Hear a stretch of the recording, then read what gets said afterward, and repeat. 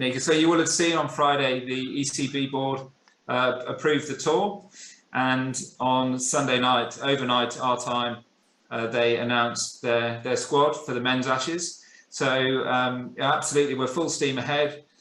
We are working with all of the relevant parties to play the schedule as planned, and now that the tour's confirmed, we're doubling down on the finer detail with each of the venues, each of the host cities, and that includes Perth and the new stadium in Perth. It will be the first time they've hosted an Ashes match, and we're in very constructive and detailed discussions with the Western Australian government about how we move safely from the fourth test to the fifth test to play that match in a way that keeps the Western Australian community safe, but also provides a fantastic experience for both sets of players.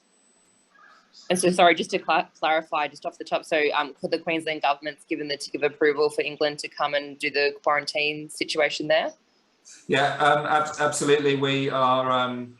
We're now working through the very finer detail of the plans, but they're extremely well advanced, and we're very thankful to the Queensland government for all their support. It's a really complex plan. We've got groups coming from England. We've got groups coming from the T20 World Cup in the UAE. We've also obviously got to bring players from around Australia, all to train together in cohorts up on the Gold Coast, and those plans are very well set, very well advanced, and we're very grateful for their support.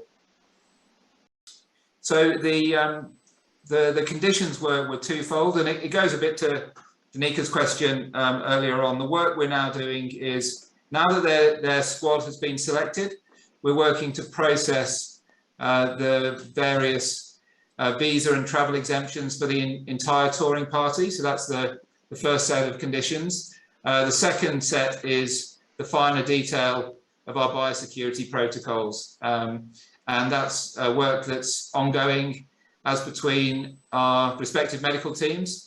And what I can say is that we've got a range of medical protocols that will vary depending on the nature of the situation in any of the cities as we move around Australia for the tour. So I think the planning an Ashes series is a big, complex endeavour in normal times, but obviously with the overlay of biosecurity requirements, the level of detail of planning by lots of people is